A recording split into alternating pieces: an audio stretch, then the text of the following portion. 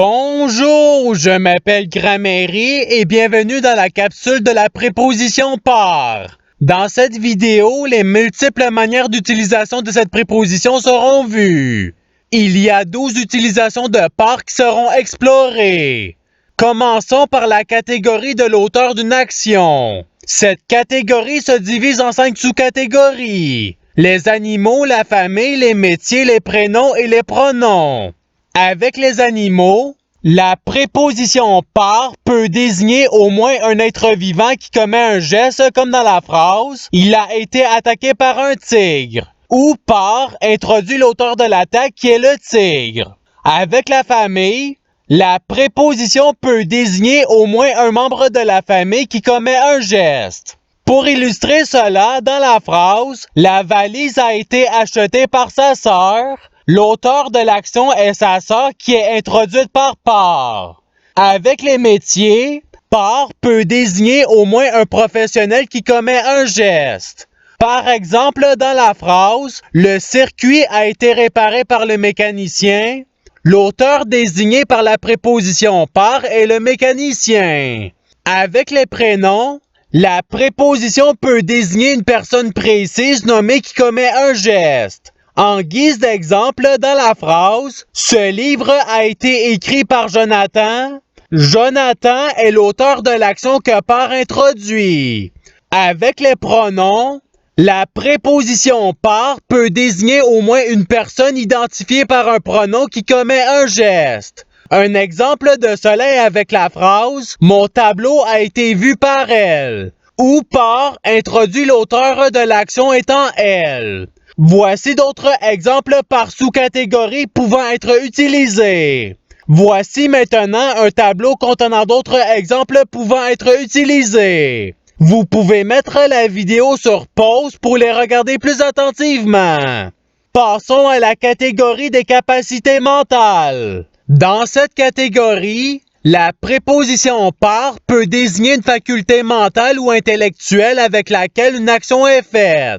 Pour illustrer cela, dans la phrase « Les deux jumeaux communiquent par la pensée », la capacité mentale introduite par la préposition est le moyen employé par les jumeaux pour se dire des choses. Voici à présent un tableau contenant d'autres exemples pouvant être utilisés. Vous pouvez mettre la vidéo sur pause pour les regarder plus attentivement. Passons à la catégorie des causes. Cette catégorie se divise en 5 sous-catégories. Les actions, les émotions et les sentiments, les événements, les obligations et les phénomènes météorologiques. Avec les actions, la préposition par peut désigner une action qui en provoque un autre. En guise d'exemple, si le groupe de mots infecté par l'infestation est pris, l'infestation est la cause de l'infection que la personne a contractée. Avec les émotions et les sentiments, la préposition peut désigner une émotion ou un sentiment qui provoque une action. Pour illustrer cela, dans le groupe de mots soigné par amour, le sentiment amoureux est la source qui amène la personne à soigner quelqu'un d'autre. Avec les événements, par peut désigner quelque chose concernant un groupe selon les êtres vivants, comme dans le groupe de mots dévasté par la chute de son entreprise. Ou par désigne la chute de l'entreprise comme étant la cause du sentiment de dévastation. Avec les obligations, la préposition peut désigner une chose devant être faite et qui provoque une action. Pour illustrer cela, dans le groupe de mots fait par devoir conjugal, la préposition par présente la cause de l'action comme étant le devoir conjugal. Avec les phénomènes météorologiques, la préposition par peut désigner un phénomène naturel qui provoque une action comme dans le groupe de mots ravagé par les vents brusques. Ou par indique les vents brusques comme étant la cause des ravages et des dégâts faits sur une ville. Voici d'autres exemples par sous-catégorie pouvant être utilisés. Voici maintenant un tableau contenant d'autres exemples pouvant être utilisés. Vous pouvez mettre la vidéo sur pause pour les regarder plus attentivement. Passons à la catégorie de distribution. Cette catégorie se divise en 2 sous-catégories. La quantité et les unités de mesure. Avec la quantité, La préposition peut désigner un groupe d'éléments où chaque unité d'éléments recevra ou a un nombre spécifique d'un autre élément. Par exemple, dans la phrase « Vous distribuez 2 cartes par personne », elle indique que chaque personne recevra 2 cartes. Voici d'autres exemples de cette sous-catégorie pouvant être utilisés. Avec les unités de mesure, la préposition peut désigner un groupe d'éléments où chaque unité de l'élément recevra ou a une quantité spécifique d'un autre élément.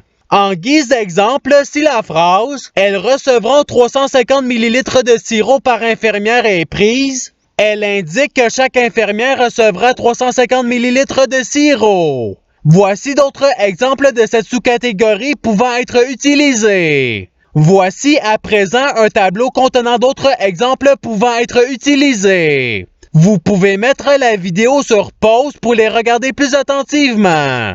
Passons à la catégorie des éléments de catégorie. Cette catégorie se divise en 3 sous-catégories. Les caractéristiques physiques, les caractéristiques invisibles et les valeurs. Avec les caractéristiques physiques, la préposition par peut désigner une caractéristique visible selon laquelle des éléments sont classés. Un exemple de cela est la phrase « Il classe les gens par taille », où les personnes sont classées selon leur taille, soit petite taille, moyenne taille ou grande taille. Voici d'autres exemples de cette sous-catégorie pouvant être utilisés. Avec les caractéristiques invisibles, la préposition peut désigner une caractéristique n'étant pas visible selon laquelle des éléments sont classés. Pour illustrer cela, si la phrase « Elle classe les activités par champ d'intérêt » est prise, la femme classe chaque activité selon un champ d'intérêt comme l'esthétisme, la science, les mathématiques, etc. Voici d'autres exemples de cette sous-catégorie pouvant être utilisés. Avec les valeurs, par peut désigner une valeur selon laquelle des éléments sont classés. Si la phrase « Voici le classement des athlètes par médaille gagnée » est prise en guise d'exemple, l'athlète ayant gagné le plus de médailles, donc ayant le plus de valeur, sera placé en premier, suivi du deuxième, du troisième, etc. Voici d'autres exemples de cette sous-catégorie pouvant être utilisés. Voici maintenant un tableau contenant d'autres exemples pouvant être utilisés. Vous pouvez mettre la vidéo sur pause pour les regarder plus attentivement. Passons à la catégorie des éléments desquels se fera l'observation. Cette catégorie se divise en 3 sous-catégories. Les appareils oculaires, les éléments de construction et les lieux.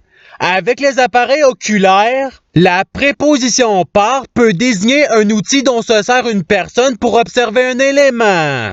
Par exemple, dans la phrase « Je te regarde par mes jumelles », elle veut dire que je porte mon regard dans les lentilles des jumelles afin de te voir. Voici d'autres exemples de cette sous-catégorie pouvant être utilisés. Avec les éléments de construction, la préposition peut désigner une structure de laquelle la personne observe un élément comme dans la phrase « Elle le surveille par la fenêtre », voulant dire que la fille se tient derrière la fenêtre de sa maison pour regarder quelqu'un. Voici d'autres exemples de cette sous-catégorie pouvant être utilisés. Avec les lieux, par peut désigner un endroit duquel une personne observe un élément. Pour illustrer cela, dans la phrase « Tu l'observes par la plage », l'observateur est sur la plage et il regarde de la plage d'une autre personne. Voici d'autres exemples de cette sous-catégorie pouvant être utilisés.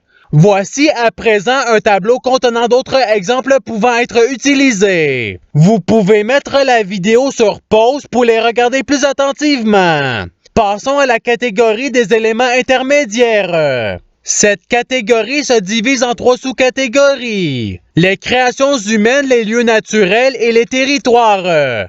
Avec les créations humaines, la préposition par peut désigner un élément créé par l'humain par lequel une personne passe pour entrer ou sortir quelque part, comme dans la phrase « Elle entre par le trou », où le trou est l'endroit par où passe la personne pour aller dans un autre lieu. Voici d'autres exemples de cette sous-catégorie pouvant être utilisés. Avec les lieux naturels, la préposition peut désigner un élément de la nature par lequel une personne passe pour entrer ou sortir quelque part. Pour illustrer cela, si la phrase « Ils ont passé par le tunnel » est prise, le tunnel est l'endroit par lequel les individus sont passés pour atteindre un autre lieu. Voici d'autres exemples de cette sous-catégorie pouvant être utilisés. Avec les territoires, par peut désigner un lieu par où une personne passe pour entrer ou sortir quelque part. Par exemple, dans la phrase « On passe par la France pour se rendre au Canada », elle indique que notre avion est parti du pays de départ et passé au-dessus de la France pour se rendre au Canada. Voici d'autres exemples de cette sous-catégorie pouvant être utilisés. Voici maintenant un tableau contenant d'autres exemples pouvant être utilisés. Vous pouvez mettre la vidéo sur pause pour les regarder plus attentivement. Passons à la catégorie des expressions. Les expressions sont des groupes de mots qui expriment chacune quelque chose comme dans la phrase « Cette actrice est apparue comme par magie » ou l'expression « par magie » veut dire, au sens figuré, de façon soudaine. Voici à présent un tableau contenant des exemples d'expressions pouvant être utilisées. Vous pouvez mettre la vidéo sur pause pour les regarder plus attentivement.